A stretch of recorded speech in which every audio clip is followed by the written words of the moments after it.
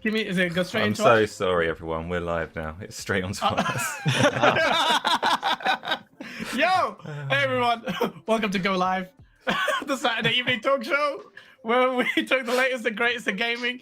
You probably, whatever that was, don't worry about it. So, this is the game show where we talk about the biggest news, and my God, you may have seen our video yesterday, day before, I don't even remember. Time has stopped making sense to me, but big stuff has happened, and I wanted to discuss that big stuff, that one singular topic that is dominating the news. I don't think there's much else anyway, but this is Source, and I've got two of the sauciest guests on this for a particular reason. I want to get a little bit of balance, but before I introduce these sexy guys, let me introduce Asa, who I'm going to get to source today. I finally get to source him up today. Asa, co-founder and co-host of GameOnDaily. What's up, man? Oh, you are such an adorable little prick, aren't you? Yeah, I'm good. I'm looking forward to this. I don't know. This one topic is going to obviously dominate conversation, so can't really get into that without spoiling the whole show. So let's just get on with it. Yeah. Freddie, wait, I saw your comment. I just put your timeout. Don't ever tell anyone to unsub. But yeah, no, I'm messing about with you. You'll be back. Asa, it's going to be a very fun show, me and you in particular. But I'm hoping Miles joins me in the tag team and quest mode. Josh, join me in beating Asa up today. Maybe. I don't know. It's the one time I may get in my life, because Asa's always right 99% of the time. And I'm pretty sure he didn't actually make a determination or declaration either. But I'll take it. Joining us again, returning to the show, is from chap whose name I'm going to mispronounce because it's so sexy. I'm just going to try it anyway. Miles Dompier. Thank you so much for joining us. Oh, beautiful attempt. I love it. It's almost sexy enough.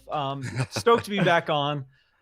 Yeah, there's obviously one big topic to talk about. Just wrapped up my podcast, so it's just going to be a marathon of talk. But I'm ready. I'm ready to get into it. Oh man, don't worry. I'll plug in the source so you get re-energized and revitalized. You're looking like you're ready to go anyway. So let's do it.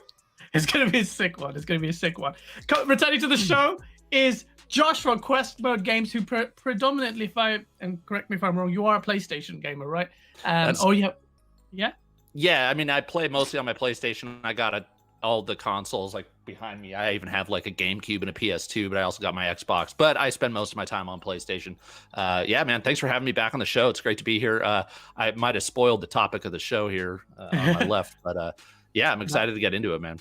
No, absolutely. And it's really important that we've had you on the show because don't want to make it sound like this is an echo chamber and everyone, because we're big Xbox fans as well, but wanted to get a change of opinion, your opinion, predominantly PlayStation, because of how it affects you. So thank you so much for joining. Thank you both, gents. Thank you everyone in chat. Smash that like button. It's going to be a sick one. Thank you for the 100 people already in here. And I'm going to, before starting the show, read out a super chat from Mr. Tony Stark, who I forgot to read last week. And actually, I think I can weave this in. Actually, Tony, remind me in chat if I forget again, but your super chat last week was still relevant to the discussion today. I want to get your take on this, guys. So on Thursday, we finally have an answer to this question that has been, hanging over our heads. We've been speculating for ages. Asa's been speculating, sitting on the fence, but in reality, he's been navigating one way, Mr. Contrarian, and I wanted to get your thoughts on it. Miles, just because you work at Windows Central, I'm going to ask, did you know this was going to happen? Were you surprised by this announcement, or is it pretty much what you expected? I'm glad it came out this soon. I will be honest, I didn't really expect this much clarity up front like this. Especially following Tuesday's announcement, because it's been a roller coaster of emotions for people on Twitter. Tuesday, they came out and said, the deal's done, Bethesda's with us, and some games are going to be exclusive. And people are like, okay, what does that mean? So you had all the hardcore people who were like, all Bethesda games are going to be exclusive. And then people were like, no Bethesda games are going to be exclusive, just fighting each other over the sum field memes. So many tasty sum memes. From Colt as well. That's what I predicted. I knew when they came out and with the initial statement, it was not going to be a sweeping definitive statement saying all things are exclusive. I just knew that was not the reality because of all the complex legal stuff involved with that. And thankfully, Phil Spencer in Thursday's statement addressed that and basically said, due to these contracts, we're going to see these through. So there are going to be Bethesda games that are multi-platform, straight up. But he got very, very close to almost saying that after that, but he wouldn't commit. So we don't know for sure that every single Bethesda game going forward will be exclusive. I think they purposely left it open to like MMOs, games as a service, to be multi-platform. But essentially, we got confirmation that almost every single Bethesda game will be an Xbox Game Pass specifically exclusive, not an Xbox console or a PC exclusive, but an Xbox Game Pass exclusive, which is, I've always talked about, Game Pass is the biggest driver of Xbox as a business right now. Everything that they're doing with Bethesda is because of Game Pass. So they're doing everything they can to leverage Game Pass with this acquisition. So yes, I'm glad he came out and addressed the enormous elephant in the room. Because I was a little sick of the exclusivity conversations. They were just permeating for months and months. I'm glad we can just be like, all right, here's the reality. You can either accept it or not at this point, but moving forward, if you want to play big Bethesda games, you best at least get Game Pass. That's going to be the world we live in. So exactly, 100%. You best get Game Pass, which leads me to you, Josh. One, what was your take on it? Did you expect, was there a glimmer of hope in your eyes that this would be a case that these future Bethesda games, for the most part, would appear on PlayStation, or was this what you expected? I wasn't really hoping for the exclusivity to go both ways, both to like Sony and Xbox. Yeah. But at first, when they first bought Bethesda and that bomb dropped and everybody like couldn't believe it happened, I was like, I can't see a world where but Elder Scrolls 6, doesn't exist on other platforms. But then the more I thought about it, I was like, why would they spend this much money? The best way to make more money in the long haul is to build your platform, your brand, and the best way to do that is to get exclusive games. So I think it, and like Microsoft, they're not like shrewd per se, but this is a business move. So I'm not surprised. That's the kind of the short answer. But I'm also glad that they are going to be exclusive on Xbox. For one, I think it's great for Xbox gamers, but it also just kind of builds this competition between the two companies. Like Sony is knocking it out of the park with their exclusives, and if Xbox doesn't figure out a way to compete, then like 5 years from now, Sony's still going to be dominating. So I'm really glad that Microsoft and Xbox are doing what they got to do to kind of get to that same level as far as their exclusive games. And like, if you have a PC that can run, you don't need like a next gen PC to run Game Pass games, so if you've got a PC, you're good to go. Exactly. And I think this is super good for gaming. So what does that mean for you? Because like Tony Stark, thank you for the £5 or 5 CHF super chat. He says maybe they can use the PlayStation 4 to play xCloud via the web browser, since xCloud also supports DualShock 4. Possibly? Yeah, I mean, maybe. I had someone tweet at me after I did my podcast that, was like, do you see a world where Game Pass could be on PlayStation 4? I don't think so. I think, and maybe there is a loophole with the web browser that they could figure it out, but I think Sony's going to do whatever they could to keep that from happening. People like, if someone wants to play Dishonored 2 on Game Pass, that would mean they wouldn't have to buy it from the PlayStation Store, and Sony doesn't want that. So I don't see that happening. Yeah. Okay. Yeah. Well, I don't think so, guys. The takeaway from that is really, if you want to play Game Pass games, get Xbox Game Pass. You subscribe to it, right? Yeah, I love Game Pass. I mean, I'm always browsing it just to see kind of like the new games that they drop every month, and it's a great value. So almost like Netflix, then, the way you're talking about browsing through. That's how I use it. It's crazy. Yeah.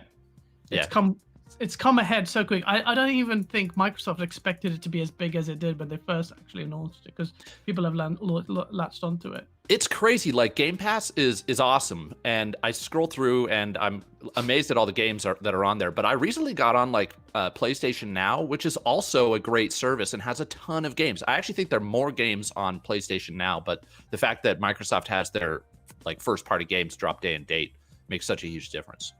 Yeah, and absolutely. That that is the clincher, isn't it? That's the main dividing or difference between the two. Before I get into you, Asa, Faisal, thank you so much for the £2 super chat. It says, Gaz, 8 points later is let. What?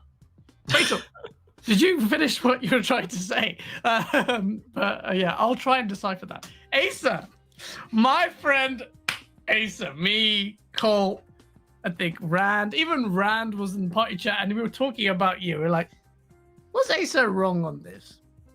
Because you see, this is the problem with sitting on the fence. Because despite you sitting on the fence, if you don't feel strongly one way, we're just going to say you're guilty of being wrong anyway, irrespective of what you said. Look, I did say, and that in order to leverage Game Pass, you needed to do what they did. And it sounds like Phil Spencer made it clear. Do you at least agree that that's the case? Wait, do you acknowledge the games are coming to primarily to Xbox now, the exclusivity point, before I go ahead? Because if you say some next level shiz, I swear to God. What, absolutely acknowledge it, yeah, because their intent is very clear now. I don't know, it's not really up for debate. Okay. In terms of my position on the fence then, as that was like the first part of the question, it's odd because the place that they've landed, so fulfilling their contractual obligations and supporting the games that are already out there, is to all intents and purposes the obvious place that everybody would have expected them to go if they didn't say certain things in the run-up. So for me, the interesting part is how deliberate that was, whether this was marketing to keep us all talking for 6 months. Because the reality of it, the reality of the situation could be summed up within the space of a tweet. It's not actually complicated, but they've left this dance going for 6 months, which is really curious. And I don't know if we're all being like puppets on strings here, just by talking about it in the way that they want. Well, it's quite clever if that's the case. But didn't Phil Spencer say that they didn't really get to iron out the details? They didn't know a lot of things until they had the legal kind of stuff where they couldn't specifically go through the books with ZeniMax before the acquisition was done, which doesn't excuse saying some on Tuesday, but also, I mean, time and time again, you heard people say if it was PlayStation that were acquiring them, you wouldn't hear any of this discussion, and it's Microsoft that let that discussion creep in. Not necessarily by accident. It's just quite interesting to watch. Yeah, it is. I mean, I know, Miles, we said that we were getting sick of it. The topic was getting strained. This is a topic we're discussing it, but in a very different light now that we finally got resolution on this.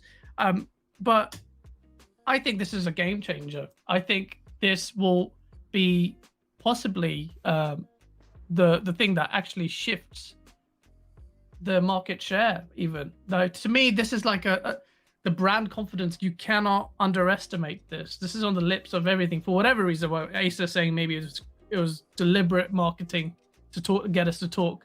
But am I exaggerating here? Do you think that maybe I'm being a bit too early in my declaration that this could be causing Sony some grief? Do you think Sony are feeling the pinch with this? Hey. Who? Miles, sorry. Miles. Oh, sorry. Wow. Yeah, no, absolutely. This is a really big deal. And I put out a video, was it yesterday, that basically says, at this point, what Xbox is doing with Xbox Game Pass is something that PlayStation and Nintendo can't ignore anymore. This huge exclusive development in terms of Elder Scrolls, Fallout, all these massive games, these aren't going to be games that the average person just ignores. This isn't something that people are going to skip or not play. People are either going to sign up for Game Pass and play it where Game Pass is available, or they're going to buy an Xbox or a PC and play it on there. So if you're PlayStation or Nintendo, you have a couple of options. You can either put Xbox Game Pass on your platform and say, hey, we understand that you want to play these games. We're going to cater to you. Here's an option on our platform so you can play this. You want to play Elder Scrolls 6? Boom, here you go. Here's the service, which is going to boost Xbox's market share. Or they can ignore that completely and just let people go and invest in Xbox's ecosystem otherwise, which they're going to do. People are not, like I said, people are not going to ignore the Elder Scrolls 6. People are going to either buy an Xbox or go somewhere else. And then they're potentially losing even more market share to Xbox if they leave, realize that they like this ecosystem more and invest more in there. So that's also going to boost Xbox market share. So they're in a really good kind of win-win situation here. And to anyone who tries to downplay Game Pass, Game Pass at this point, you're not really looking at the big picture. Sony and Jim Ryan recently have basically acknowledged that they are going to change their approach. They are not making the money that they want to make. They're not making the money that they need to make to develop these massive, incredible games. And they do make massive, incredible games, and that's expensive. Stuff like Death Stranding has been another prime example of a game that sold well, but it did not sell nearly well enough. We're in a situation where they need to sell 5 million-ish copies to kind of break even. And when you have that pressure on every single game, it puts a lot of stress on the company and the developers. And, you know, as Xbox Game Pass subscribers grow and that gets bolstered, that gives you a nice kind of safety net for your releases. So you don't have to worry as much about, I need to sell 8 million copies to make the money that I need, which is a big ask for most games. That's crazy. That's a huge, and the developers have said that over and over again. That's a huge pressure off their shoulders. In terms of like getting that on Game Pass, you instantly have a massive audience just available to you. So, and that's a good point that you made about PlayStation, you know, feeling the pinch. This is why, as you were talking, I was thinking, well, that's it. That's why Jim Ryan said more games are coming to PC. In order for them to try and bridge this gap, this problem or divide, or lessen damage, or, you know, lessen the damage from this, is really they have to cater for that PC. They have to expand their audience. And this is where I lead to you, Josh. You've got Game Pass. Presumably you've got an Xbox as well, because you're a content creator. You've got all of them. But the fact, do you think this is a problem for PlayStation? And how do you think Sony can combat a move like this? I think it's a problem if they don't respond to it, you know, but I do think that Sony will respond. Now, what they do, I don't know, but I thought it was interesting. You know, you brought up Netflix right after I was talking, and that's an interesting comparison. Like, look what Netflix did. And now this took them like 10, 15 years, whatever. But just this last year, everybody was finally like, we can't deny what Netflix is doing. So then everybody came out with a streaming service, you know, and that's a great example of how, you know, competition just breeds this innovation and people try to compete. So I hope Sony does something. They've already got PlayStation Now. I hope that they make it a more competitive service. A lot of people have been talking about maybe they'll fold it into PlayStation Plus. I think that'd be awesome if they did that. And so, yeah, I think that what Microsoft did here, what Xbox did, made a huge difference. It made an impact, and Sony will respond, and it's going to result in something. My hope is that it'll result in something that's better for gamers all around, you know. And and what will Nintendo do? Will they do something? I don't know. They're in a bit of a unique position. Their system doesn't really compete with Xbox or PlayStation. They also have first party games that like just have like an infinite lifespan and people buy at full price forever. But it'll be interesting to see what both Nintendo and Sony do. But I don't think it's, again, to answer your question, I don't think it's a problem for Sony unless they just sit on their thumbs and they're like, oh, we're at the top, we're on top of the world right now, we don't need to do anything. Then they might hit a situation like they did with the PlayStation 3. They went from the PlayStation 2 to PlayStation 3, just dominating, and they kind of got complacent, and then Xbox took over at that point. So we'll see. I don't think PlayStation will ever be complacent again. They learned their lesson, the third generation curse, like with PlayStation 3, and then Xbox repeated that last generation with the Xbox One. And I think they're going to be, I mean, we've already heard Jim Ryan say some stuff and then go back on it, but I think that there's a tactical awareness, and this is very important to me. This is, if Sony has never been in as much, I say trouble, I don't want to overstate, not trouble, but as much of a pinch as it has been now in terms of competition, because its competitor is finally taking gaming really seriously. With the Xbox One, it jumped in with some seriousness. 360 it launched a year early, but the big problem was that Xbox has no games. Xbox had no studios, and now it has 23 studios courtesy of this acquisition. Miles, I want to ask you, actually, Asa, I skipped you. What do you think? What would you do if you were Sony in this? Off the back of this, because would you be really worried? What would I do if I was Sony? They're going to carry on with their exclusives. I mean, I'm a fairly kind of typical person. Like, as multi-platform people go, I'll play exclusive games on PlayStation quite a lot. And I've been saying for months and months again, the big issue for Sony this generation is Microsoft are clearly gunning harder. Xboxes are going to be in people's homes, and they need to battle for this third-party market. In terms of services, I mean, Sony can't go and buy Ubisoft or someone equivalent to Bethesda. That's not going to happen. Yeah.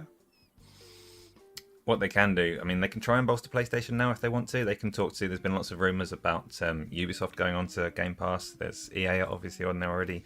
Those big third-party publishers would be willing to have the same conversations with Sony, so they can look at restructuring the pricing of that service and bring more games on there. The PlayStation Now games this month aren't actually that bad, so they can try and fight those battles.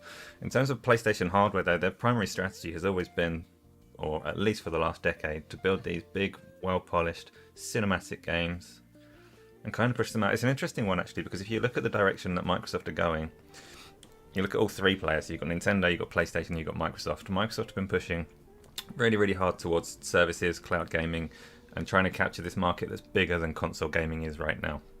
Nintendo are the polar opposite, in that they want to stay in like 1970 and charge 80 quid for a cardboard toy if they can. And Sony have always been somewhere in the middle. I think potentially with Microsoft going so hard, maybe Sony need to push slightly more towards Nintendo's strategy and just focus on what they're good at. Yeah. But we'll see. Yeah, it's going to be tough, though. I don't know if that status quo will help them. It's very... I don't know what Sony can do. I mean, they can churn out the quality, which I'm pretty sure they obviously will. The first-party studios already, though, Miles, would be under a lot of pressure. Like Sony can be there with a whip. It's better be up 90+ Metacritic. We can't afford any more mistakes. But I'm looking at these studios, yeah, and then, guys, you know, full disclosure, I prefer Xbox because the games that I'm more multiplayer centric. I think a lot of single player centric guys like prefer PlayStation. Why wouldn't you? I think until maybe this Bethesda thing, I don't think that changes anything. But in terms of if you look objectively, right, Miles, the game has changed. I think I can't see. Maybe I'm just like being blinded by this light in the media sea for all this stuff, but Xbox's studios and Xbox suite of studios just seem almost untouchable. But if you take into account these big IPs, Elder Scrolls now people are saying is bigger than Halo. I want to get your opinion on that, and also the technology sharing bit. That the thing that really excites me, the technology bit. I've asked I've said multiple things there, but let me structure this. One, do you think that Microsoft Studios are better than PlayStation Studios now? And I'll lead on to the next questions before that. But no, you want me to just come out and stir the pot? Is that what you're asking? Stir the sauce, man. The sauce needs stirring. PlayStation Studios are incredible. And you see this kind of narrative on Twitter where people are basically faulting Xbox or trying to downplay Xbox's studios by saying they're just buying studios. Sony built up these studios. Yeah. And how do you think Naughty Dog got to where it got? Like, Sony bought these studios and invested in them, and that's why we get these incredible games. Phil Spencer is aware of that. He understands that, and that's their approach. That is Xbox's approach right now. So you can't really fault Xbox for doing this and then praise Sony for doing this as well. So do I think Xbox Game Studios has a much wider portfolio of talent? Absolutely. To your comments on the technology sharing, that was the most exciting thing about the roundtable for me, was Matt Booty talking about these meetings where they get all the big guns from all these studios together in a room and they play the games they're working on, or they look at the games they're working on. So you have so sick. The best RPG makers, some of the best RPG makers in the world, some of the best first-person shooter developers in the world. You have people like Rare, who with Sea of Thieves created the best water tech of all time. And you have all these people with all of these incredibly diverse talents being able to come in and say, hey, this is cool. Let me show you how I did this. Hellblade, changing the game when it comes to incredibly realistic environments. Project Mara and Hellblade 2 are going to reset expectations for fidelity of environments. The tech that they are working on for those games is going to be mind-blowing. And so you have those teams going to people like Undead Labs, going to these like studios that have great ideas and great talent, and just showing them like what they can unlock. The Coalition, they are the masters of Unreal. Whether you saucy right now. Keep going. Whether you like Gears of War or not, the Coalition masters Unreal Engine. They are some of the best. Gears 5, even on base Xbox One, looks and plays better than most games. That is a huge technical feat. You cannot discredit that. So you have a team with a great idea, a great game. They're having performance issues.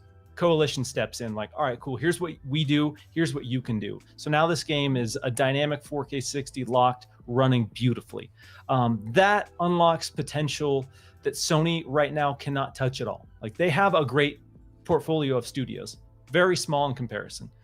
So that those possibilities are, they unlock some doors, my friend, and things are going to get, I don't want to drink the Kool-Aid too much. Obviously, I prefer Xbox. But again, a lot of that stems from gaming is very social for me. I like playing with my friends. Like, I play online a lot, and that's why I prefer Xbox. I have a PlayStation 5. I love PlayStation. I love Nintendo. So I'm not discrediting those guys at all. But to drink the Kool-Aid a little bit here, I genuinely believe this ideology that the games that these teams are making now, because of all of these things, are going to be the best games that they've ever made.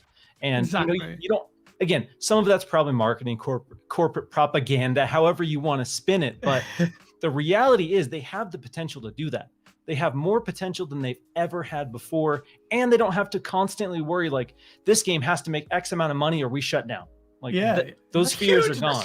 That's huge. So let's go. So stop, man. Jeez, Microsoft hired this guy. Oh, actually, you probably already have because you were Windows Central. But that is okay, man. You may convince me. I'm definitely clipping that. You've convinced me that is really, that's huge. And you say it's marketing, but Todd Howard also said that. Isn't it? I know it sounds like marketing, but really, if this will make us build the best games we possibly can, why wouldn't it? You have not infinite amounts of cash, but you got Microsoft money. That's big money. And then we got this collaboration of studios, and then you're getting near autonomy. I think. Well, that's what they say. Matt Booty makes it sound like it's a very open, not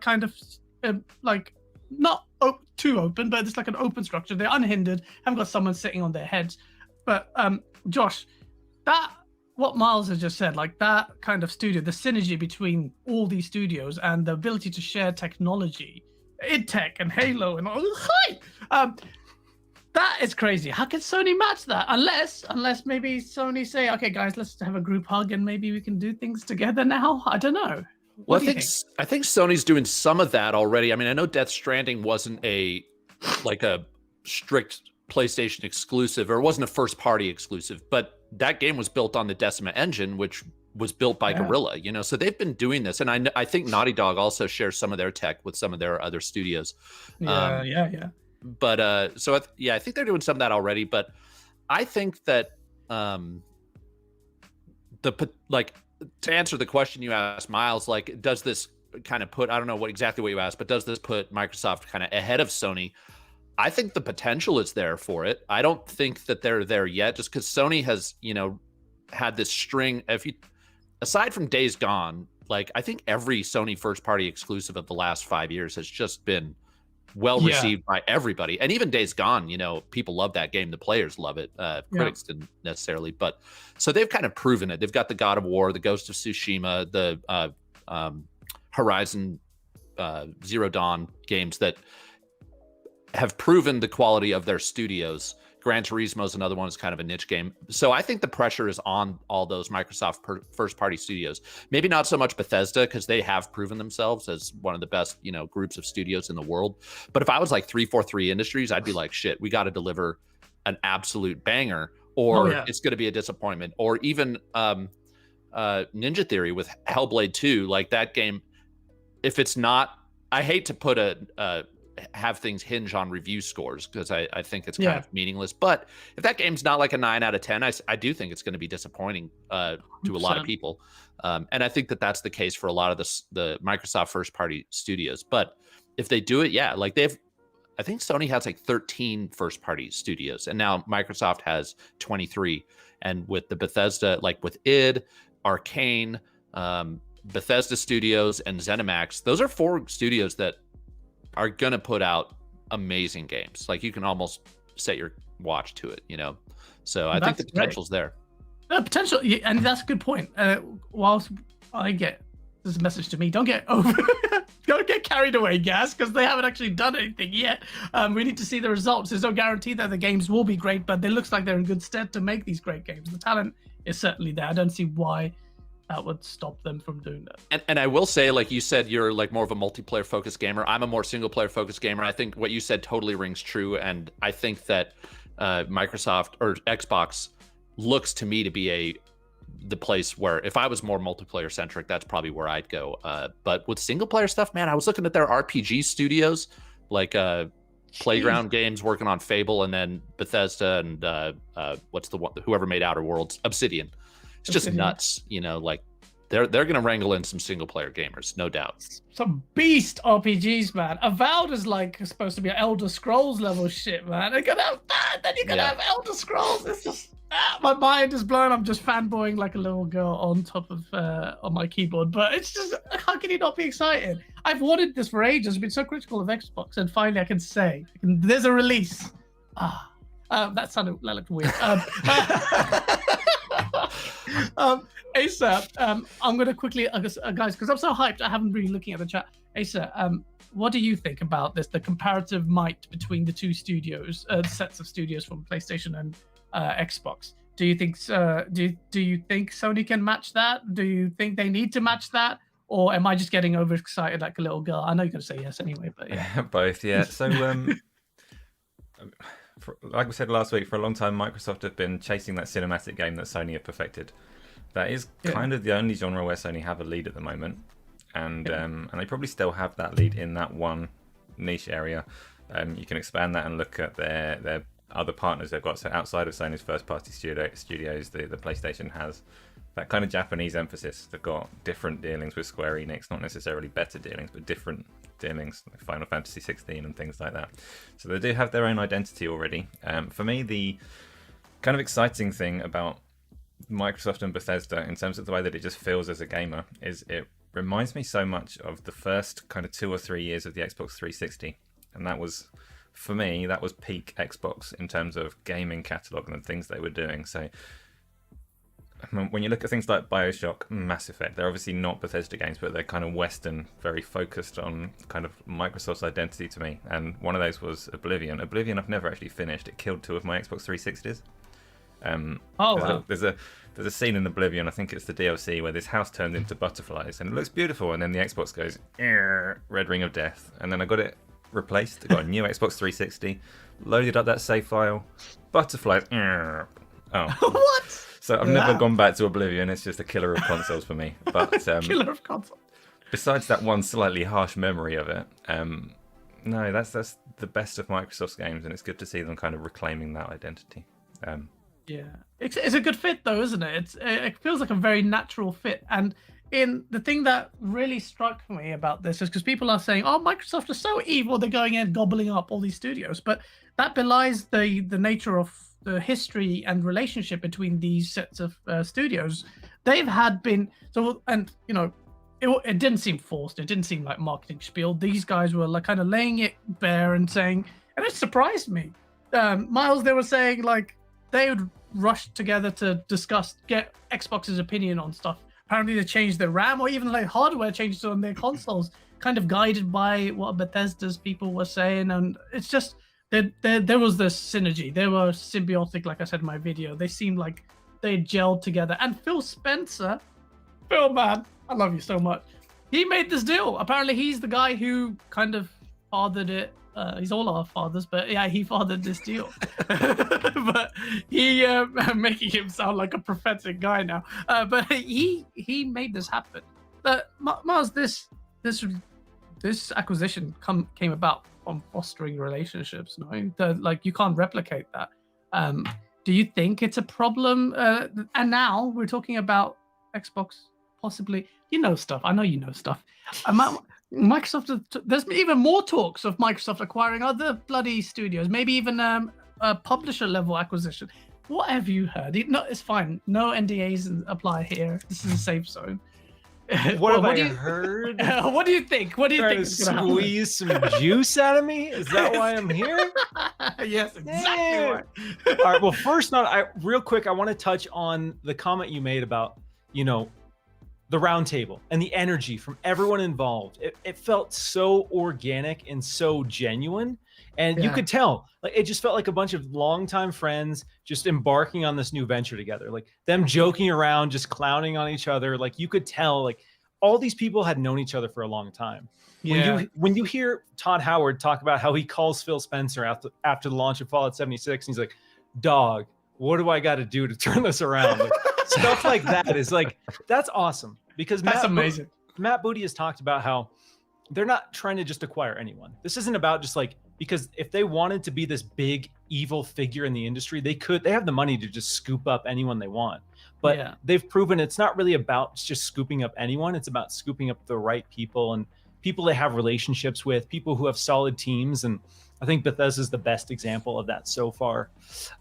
In terms of what I've heard in terms of acquisitions, Microsoft is not done with acquisitions. I don't think there's going to be anything megaton massive this year. So maybe for the next 6 months, maybe chill out. I think they're going to try to, ease the Bethesda thing in, get the messaging right, get everything dialed in with that. And then I would imagine probably late this year going into next year, if we're getting one of these publisher level reveals, it would be kind of the same cadence as what we got with Bethesda. Hey, this is happening.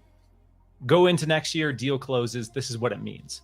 But yes, I think everything that they do going forward is about boosting Game Pass. So they are going to be going for legacy companies who have important IP and big franchises that they can put in Game Pass. And you're going to say, I have to have Game Pass. I'm not going to skip X game, because I absolutely love these franchises. And so that's the level they're going for. So yes, it's probably not going to be a lot of independent developers at this point, because they want they saw the success with Bethesda. They saw how that moved the needle for them. So I think the next one we get is going to be a big one as well. Well, there you have it, folks. He's not only confirmed this isn't confirmed. He's confirmed that Sega is confirmed. No, joking. I know, I get it, and I don't want to get you in trouble. You're gonna have people on Twitter and Reddit just going wild, bro. Yeah. Well, Windows Central Gaming has said no, joking. But look, where there's smoke, there's fire. It's not like you've said something completely out of the wild here, but it's still got me excited. Shout out to the 250 plus viewers, guys. Smash that like button. Thank you so much. I saw was it All Might said it's Sega, which kind of like Sega or Ubisoft would be just, I don't even know if they can do it. I mean, I know Microsoft can do anything in terms of the bank, but that would be insane. I wouldn't be able to process that. Josh, what do you think that would be? Okay, Josh, if they bought Ubisoft, would you be pissed?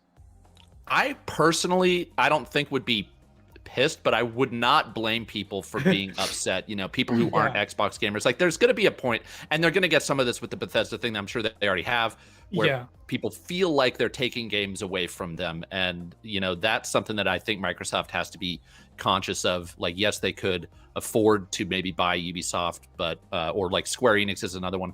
I actually think Sega's an interesting one. They might they've recently added all those Yakuza games to Game Pass, which Yakuza used to be like a PlayStation franchise pretty much. So I think Sega would be interesting. I think if they did Ubisoft, Square Enix, or any of these other major publishers, they would get enough backlash where it might not look like the wisest move. I think one thing that's interesting has kind of occurred to me as we've been talking, like, I wonder with the Bethesda games, and I feel like they might do this if they buy another publisher, maybe, would there be any sort of timed exclusivity, like where they're like, we're going to release Elder Scrolls on Game Pass day one, on Xbox, obviously day one, but a year, 2 years down the road, it's going to be on other platforms. I don't know. I mean, that would be kind of a cash grab, but it might also make some other gamers happy. It's a good question. And look, they've still, despite the celebration about exclusive and whatnot, for the most part, they will do that. As the long-term game, and Asa has been right about this, it's to capture the market as a whole. It may be a bit early for Microsoft now because the brand is still the underdog comparatively. If you view it against PlayStation-ish, it's hard to. I mean, I'm struggling to reconcile that actually at the moment. whether it's still an underdog. It sounds stupid in the light of all these things to call Xbox the underdog, even though PlayStation is the dominant force in the world. Well, and Nintendo as well. But I think that will happen. There's that time once Xbox starts to build the Bethesda momentum, and later on in the gen, you'll be more inclined to see then these kind of games appearing on PlayStation when they build significant number of Game Pass numbers. So Ace is ultimately right, and in a few years' time, but this is my security blanket to say that I understand that maybe that will happen in the future. But if Ubisoft happens, guys, PlayStation guys have every reason to be annoyed, because that, I don't even know, they'll have some really harsh legal battles, even if it's Microsoft and its team of lawyers to try and pass that through regulatory bodies. I think a smarter move would be for Microsoft to like back up the Brinks truck, as they say, to Ubisoft and be like, yo, what do we got to pay you to get all your games on Game Pass, or like some of your games on Game Pass? And then it's like Sony gamers, they're in the same position they were before, but if they just want to pay the $15 a month for Game Pass Ultimate, well, they get like the entire Ubisoft catalog. That I think would be a smarter move. That's actually a sick idea. You don't have to go all out buy it. You negotiate this Game Pass thing, because then, like, you're gonna feel like a mug paying 80 quid or whatever, 70 quid for a full price game where you're getting it for, and a trillion other games on Game Pass. This is the problem. This is why Game Pass is a game changer, everyone. Gamer by Choice, $5 super chat, says, the energy of this show is insane. I'm loving it. Keep up the great work. Great show and panel. Xbox has made some awesome changes recently. Love your comment. It's because these guys, look at Miles here, looking sexy. Everyone's drinking coffee. He just sipped some. Look, I can see it and everything. And Ace is just sitting there like, I hate you guys so much. Why are you so loud, Gaz? I am loud. I get it. But the energy is what keeps us going. But it kind of shows that the importance of something like this. It really reinvigorates the brand strength. Miles, what studio should Microsoft purchase? Because Japan is still a big market. Asia is a big market. Oh shit! I'm trying to nail down getting the source. What should they buy? Because Japan is like, yeah. I'm sensing some reports have said. Here we go. Yeah. Phil Spencer and the team at Xbox have made it clear they are very invested in Japan and Japanese audiences, and kind of building their market share in Japan, and then with Japanese games coming to the US as well. Yeah. I think the smartest move for Xbox, if they really want to make a splash, if they want to do something that would make the Bethesda deal look trivial, they need to throw their money into Capcom. They need to come out and say that Xbox is acquiring Capcom. And that comes with a suite of some of the most impactful, important IP in gaming. If Xbox could come out and say, we have Street Fighter, we have Resident Evil, we have Monster Hunter, we have Devil May Cry. A lot of those games are traditionally PlayStation franchises. And if you want to talk about, people being upset, that would upset a great deal of people. And it's for Xbox, they're not trying to make people upset. They are trying to have really smart collaborations. And I think the weight of Capcom would be just industry shattering. That would be an absolute game changer. And when it comes to establishing credibility in the Japanese market, that would be the smartest investment that they could make. So if I'm Phil Spencer, I'm calling Capcom every week. And I'm saying, yo, what's up? What do we got to do here? What's our next step? What do we got you?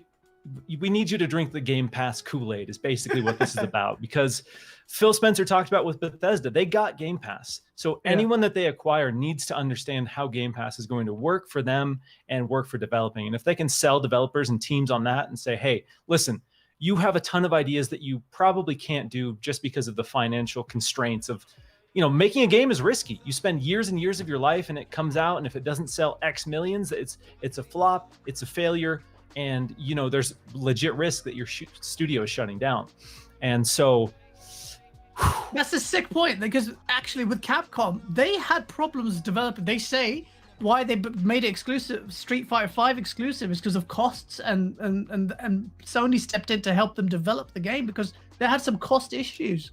They could definitely why is my volume going down? They could definitely make it.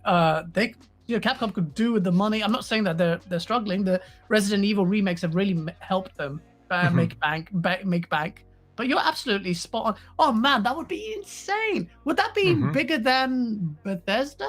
I think absolutely, yeah. Bethesda's huge, no doubt about that. Bethesda has Fallout, Elder Scrolls, and Doom, which are some of the biggest kind of Western IP of all time. No questions there. There is huge value to that. Yeah. It does not come with the same legacy as a Street Fighter, as a Resident Evil. Like those franchises have been around and been successful for a long time. And again, if they are trying to win over, Japanese audiences, that is a way to do it. You're 100%. not. Name one person who would look at all Capcom games and be like, I don't need to play those. No, I can't even think of that. Street Fighter, Resident Evil. There's so many breadth of games. Yeah, I can't name. Power Stone. Whereas we've already seen people coming out of the woodworks be like, I don't care about Bethesda. I don't care about that. I don't care about Elder Scrolls. And it's Capcom would be one of those ones. I don't care who you are. If you love gaming, there's no way you're ignoring every single Capcom game. That's not happening. And it's probably like a bargain because it will be way cheaper than buying Roblox. Yeah, true. Which is third. How much is that worth? 20 billion or something? 40 billion. Oh yeah. Oh my 40. How is Roblox 40 billion, man? It makes no sense to me. That's like 3-4 times more than Bethesda. What the hell? That's one game. That's a crap game. It's a crap game. I'm sorry, anyone says it. It's crap. Careful, guys. They've got the money to have you killed. I kid it. Roblox is amazing. I played it one time and. Yeah, but no, Capcom is good. That would be huge. That would be absolutely massive. Josh, would you be pissed if Capcom was taken over by Microsoft? No, again, well, no. The only Capcom franchise I really like is a must play for me every time is of the ones that we've talked about so far is Resident Evil. But I think the big get there would be Monster Hunter. That game just took off in the last 3 years. I think Monster Hunter World is Capcom's best-selling game of all time, like more than Street Fighter.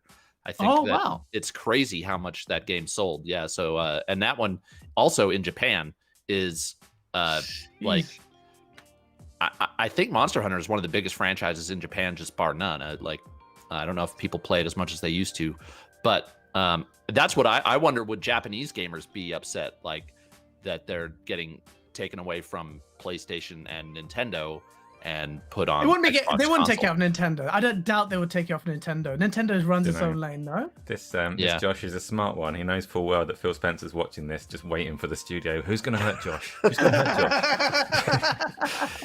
Yeah, but to clarify, you're not just a PlayStation hardcore. You are someone who games on all platforms. I know that. Yeah, I have my Switch also.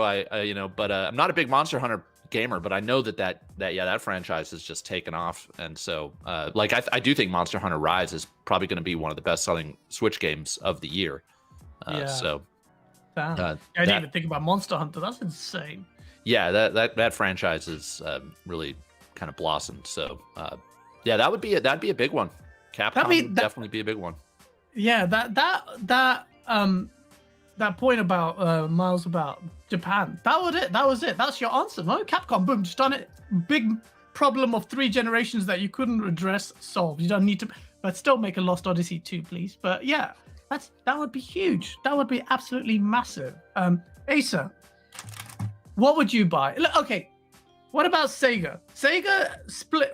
So for a long time, everyone said Sega's not going to happen because Sega Sammy has got his pachinko gambling thing, and Microsoft doesn't want to be associated with that. And as this talk was happening, literally that week of this talks resurfaced about this acquisition possibly taking place. Literally the third day, it was announced that Sega is splitting its pachinko gambling thing from its gaming division. So now they're 2 separate entities. Come on, man! Like there's smoke, there's fire. Sega would be a big one, no? But Sega, I think Sega would be. As people do ask them, what's Sega got? But say Sonic is the name. But Persona. Persona's a, see, that's a singular IP. What other things would they have? Because Persona wouldn't be enough to. It will cause some kind of dent, but would it be big enough? What do you think, Miles? Sega makes sense again when you're talking about like kind of realistic acquisitions for Xbox moving forward when it comes to expanding their market share in Japan specifically. An acquisition of Sega I think would be a really big deal for Japan specifically. Western audiences, as we've seen, probably aren't as invested in a lot of Sega IP. They have stuff like Yakuza, Persona, which is huge. Obviously, Sonic the Hedgehog is a legacy. They haven't really been doing anything properly with a lot of the IP that they have. But I think as a realistic possibility, Sega is a good move for Xbox, and Sega is probably, a move that can realistically happen. Capcom, I don't know what that looks like. I don't know a timeline for that, but I can probably guarantee that there's at least been some serious conversations between Phil Spencer and the heads of Sega about like, hey, they are drinking the Game Pass Kool-Aid, as we've seen with every Yakuza game coming to Game Pass. They get it. And those are the things we need to look at. Who is most invested in Game Pass? Who is dipping their toes in the Game Pass pool and then circling back around for more? Those are the publishers and developers that we are going to see acquisitions and partnerships with. There's definitely some stuff going out there. I want to quickly reach out to the super chat. Dodge and I, you've done so many super chats that they actually disappeared on my chat log, but I memorized them. Cameron Diaz, yes, she's hot. Cameron Diaz tags. No, I read yours, Gamer by Choice. He says Ace's new fan is watching. Thank you for the other super chat. That's I think assume Dodge is assuming. Or maybe it's his kid that's watching because he's been your fan for months. Good old Dodge. Thank you so much, Dodge.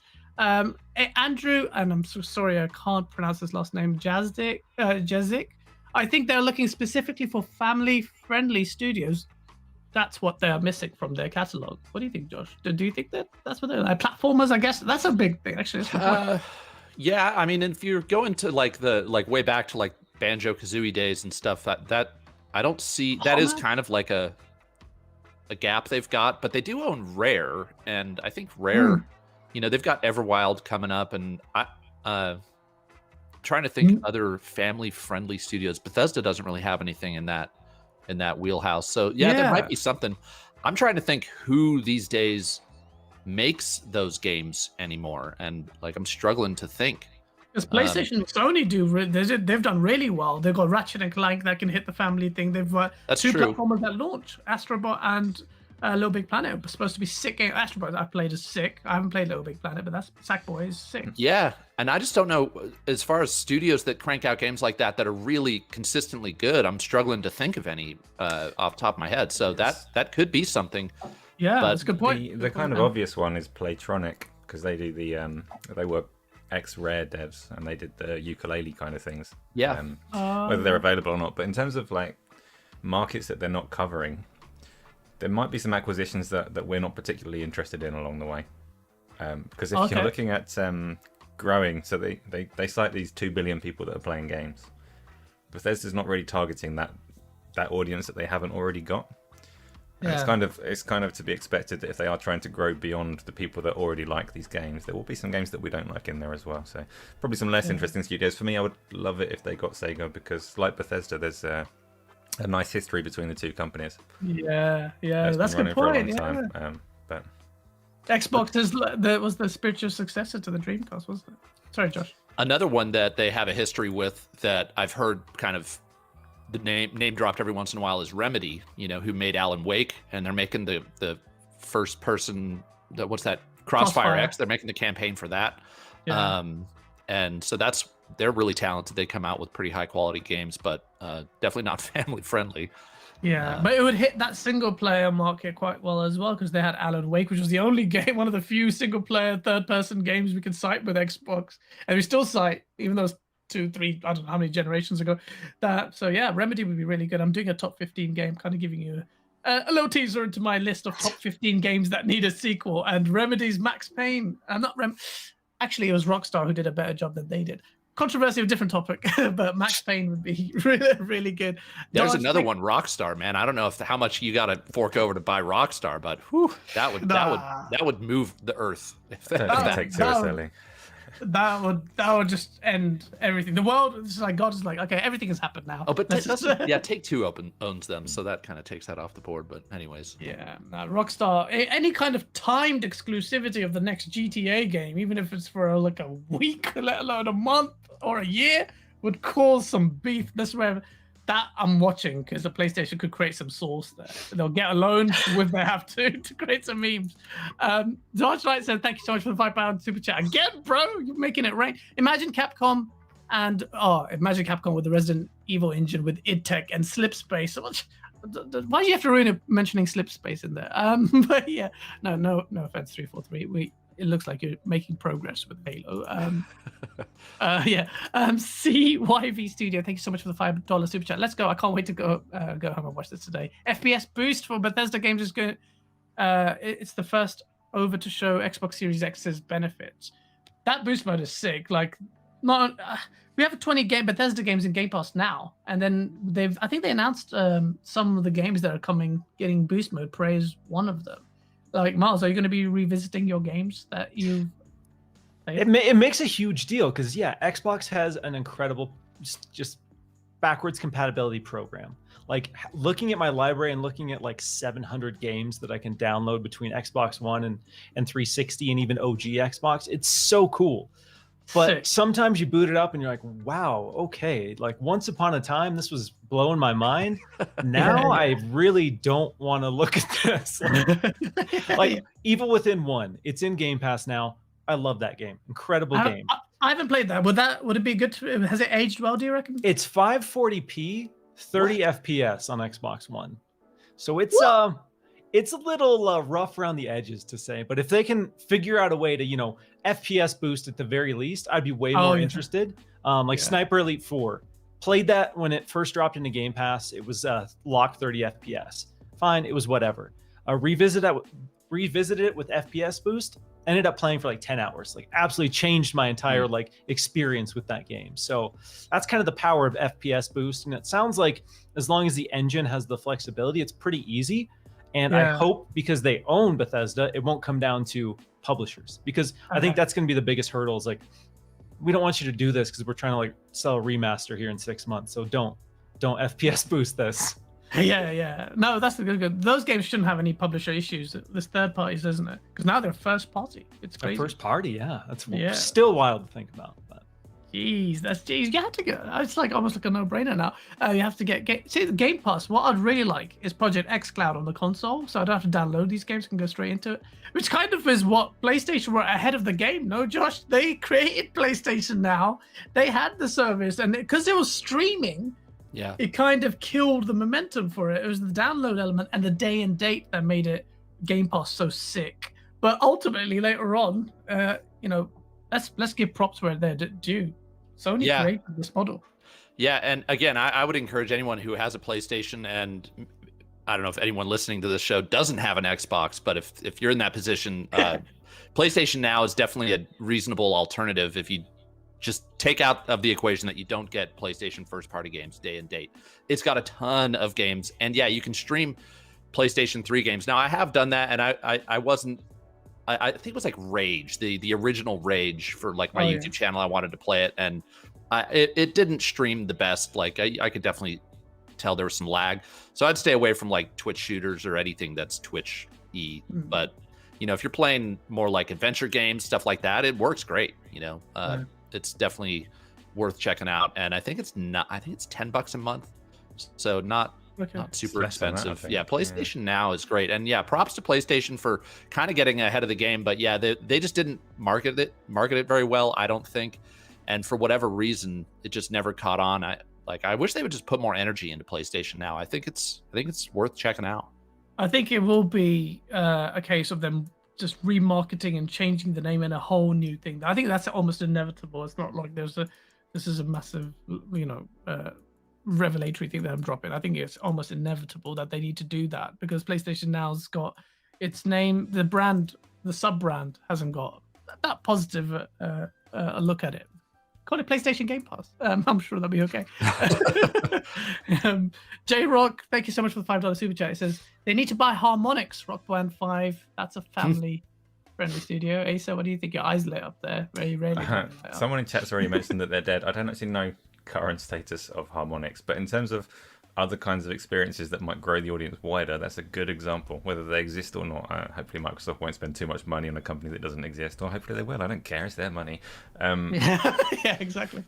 Problem with Harmonix is their best stuff was very device based, and this is in fact, obviously VR is like a passion of mine. I love VR, and that's the one sad part about this Bethesda acquisition is that Bethesda made some of the best VR games, and they might not be allowed to anymore. Yeah. But like part of the reason that that's like left to the side for Microsoft is VR doesn't currently make sense in a Game Pass world. Rock Band doesn't currently make sense in a Game Pass world because it's all about having no barriers to entry. Yeah. Buying a guitar and a drum kit and all of that stuff is a different thing. So.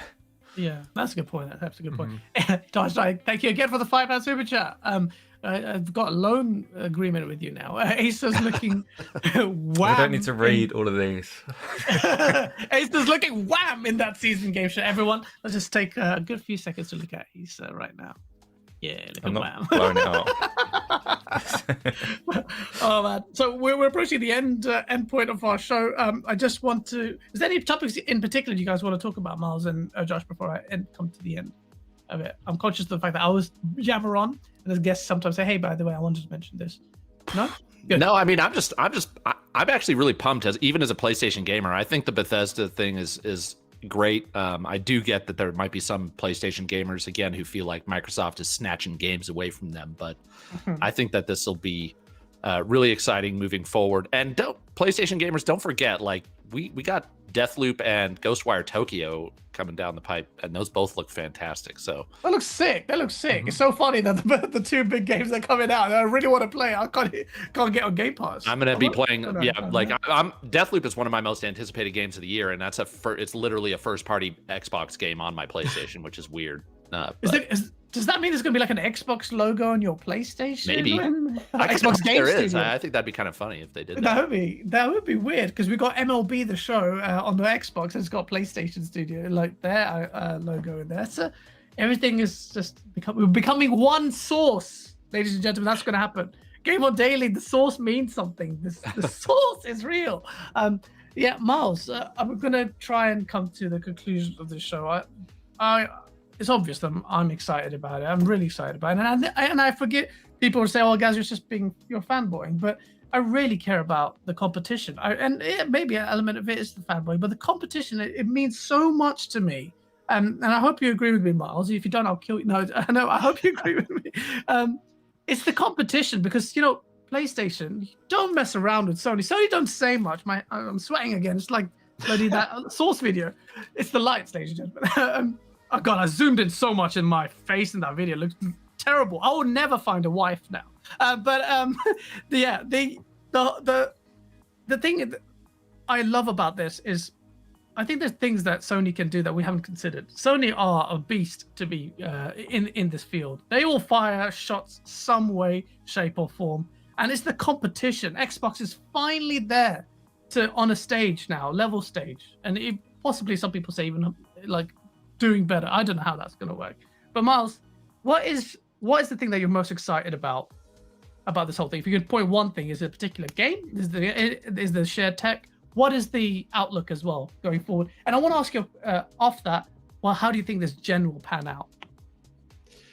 Honestly, this is going to be one of the most exciting gens in a long time. The PS4, Xbox One generation was fine. We did have some great games. We had some standout innovations in the industry, but overall, it just wasn't that exciting in terms of new ideas. We were in this time where people were figuring out that, we can make a ton of money from gaming, and here's the formula how we make a ton of money from gaming.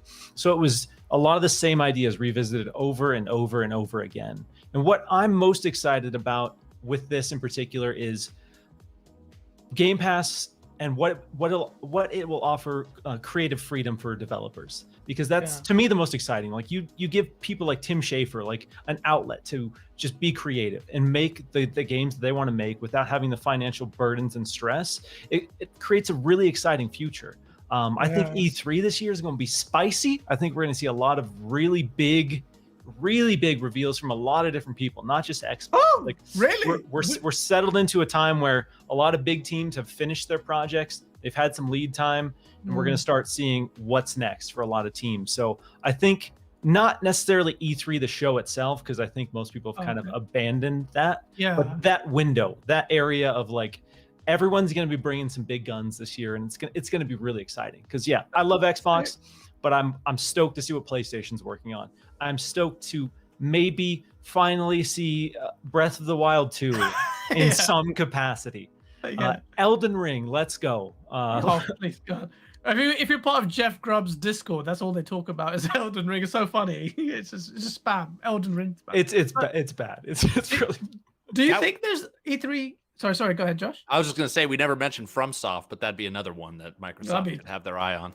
Oh, okay. You'd definitely be pissed if they bought that. Don't even say you would. Still, I just don't think I'd be pissed with any of these. It's just not who I am. But I would I'd be like, man, that's a shrewd move right there. That's a shrewd move. You're such a nice guy, Josh. It's like I've poked you so much. You're just like, I mean, and I'm in a very fortunate position where I have both systems, so it doesn't really affect me per se. And I just want gaming to be great. Like I don't really care where I game. Whoever's got the games, that's where I'm gonna go. Sick. That's a very poignant. Really, just that's how you should be, guys. Oh yeah, you should. Okay, I'll say it. Yeah, you should be like that. Mars, do you really think you mentioned like E3 event? Like, what do you expect? Because I don't know. Like everyone's saying E3 is dead forever. Will there be like a little event or something like that? It's tough to say really what E3 looks like because let's say you're Microsoft, you've proven that you know how to make a digital showcase. You've proven that you can drop random news on a Monday and have it just absolutely explode. So why are you going to pay E3 six figures to show these trailers that you made? You're going to spend all this time and money producing trailers, working on these partnerships, working on these deals, and then pay six figures to E3 for what? It's tough. And I think a lot of companies are realizing that they don't have to do that. And as much as people complained about the summer game mess and having everything spread out, it really gives a chance for smaller games to shine. Because you think about E3, there's always 4-ish games that really stand out, and then 50-ish games you completely forget about and get just swept under the rug. And I think a lot of teams are not really in favor of that. They realize that if they just drop a random trailer or do a stream or do a blog post on a random week, they'll get way more exposure and attention than being part of E3, where sure, there's a lot of eyes on it, but when there's that much excitement, people are focusing on the biggest reveals. And you have a lot of teams who have projects that just completely get forgotten. So I don't know. It sucks. I understand E3 was, the Christmas for gamers and people want that. They want the 1 week of just major release after major release, but I don't think that's the future. And I don't know who of the big three are going to even be officially involved with E3. E3 still will have a digital showcase, but is Xbox going to be at it? I don't know. I doubt it. That's so sad to me because I love the spectacle of E3 and I wanted to meet all of you guys, all the content creators and all people there at E3 have a sick party pre-E3 game, and I'm not gonna have it anymore, and it sucks. It hurts. I get it. I'm not somebody who wants E3 to go away, but I know. Yeah, that's just the reality. Times are changing. Game Pass is changing the industry. E3 is changing. Adapt or die. All right. Exactly. It's true. It is adapt or die. Sony. This is directed to you by Miles Lompier of Windows Central. No, but you're right. It's sad. It's sad. Can we attack Gaz's hat? Yes, you can. Josh, we're going to do the outros. I really thank you. You're very positive and very objective for a guy who has.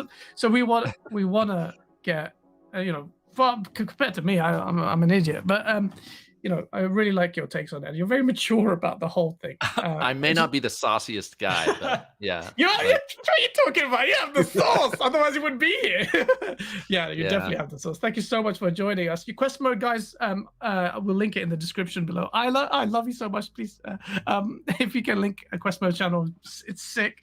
I started copying your format. The top 15. You told me, hey guys, try and do those top 15 because people like those lists. No one watches mine, but I'll try and replicate your success somehow. But they're really good videos. I'm struggling lately. Like the views have not been rolling in. Maybe it's just the whole January February slump. But it is for me. All of us are talking about it. It's just like it's a thing. It's a YouTube dead thing. Hopefully, if not, then I'm gonna start living under a bridge and begging for money. But thank you so much for joining us, Josh. Tell us where people can find you and what's on the horizon. Well, my YouTube channel is Quest Mode on YouTube. It's just like it sounds. Go there. I'm on Twitter and Instagram at Quest Mode Games, and So, and I've also got a podcast that I make with a guy named JV on YouTube. It's called Preloaded. So check that out. Okay. Yeah, you can visit my channel or his channel. He's JV. Anyways, what's on the horizon? I've got I do a lot of preview content. So I've got a Kenna Bridge of Spirits preview coming up. And then that's kind of like a more smaller scale thing. And then I've got a huge Deathloop preview. So I know that's PlayStation stuff, but if you're interested in either of those games, head on over, check it out. I'd love to see you over at my channel. Absolutely. Isla, you beast. She's already linked your stuff. Thank you. Yeah, no, absolutely. You have great content as well. And I definitely check out that podcast because your takes are brilliant. Appreciate it. No, absolutely. I appreciate you coming on, man. I honestly mean it. It sounds like I'm just rattling on these words, but I always appreciate the words cannot go into the depths of how much I love you guys. Miles, don't forget. Oh, man. We haven't been in the Xbox. Oh, we have been. That's how we met. We were on Party Chat with Colt.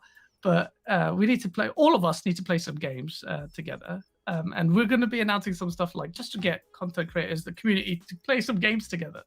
We'll talk about games so much. Sea of Thieves, bro. Let's do Sea of it. Thieves is perfect for that. Sea of Thieves is perfect for that. It'll be so jokes. Miles, you broke your contract and told us that Capcom is being acquired next year. You told, but honestly, thank you so much. Your energy and your positivity is great. Windows Central Gaming is brilliant. You know, Rand, you may have Jez. I've got Miles. Miles, thank you so much for joining us. It's lovely to have you on. I still think, even though you're part of Windows Central Gaming, your videos still don't get enough views, especially the ASMR video, which is so good. It made me kick myself about why didn't I come up with that idea. That's so good. Underrated cult gem for sure. I got to check that out. It's so funny, man. It's so good. And just the way he does. Maybe you had to smoke something to come up with that. Miles, where can people find you? And thank you so much. I hope you had a good time. Dude, I did. Thanks so much. It's always a blast. The saucy energy, the chat's just vibing on it. It's super fun to be here. You know, I'm always down to talk Xbox, talk industry. I'll keep my plug short and sweet. Windows Central Gaming on YouTube. That's kind of my job within Windows Central, is to build that little baby up. And we've had last year we got like 20,000 subs in a really short period of time. So that was huge for me. We've only been doing that like seriously since probably like April of 2020. So it's been really cool to see people kind of gravitate towards it. 20K like since April last year. We started like January of 2020. We had like 2,600-ish subs, and then we finished the year at about 21K. So pretty good year. So appreciate all the support there. And then Twitter, just at Miles Dompierre. That's where, if you want to harass me, if you want to make fun of my takes, whatever, blast me over there on Twitter. But that's about it. We're, Windows Central, we always have something on the horizon. Most of it we can't talk about. Most people assume we always have more that we can't talk about than we actually do. But so that's where you can catch me. That's sick. I'm not surprised your channel's grown, because you're absolutely an incredible content creator. They're lucky to have you as well. And so thank you so much for joining us.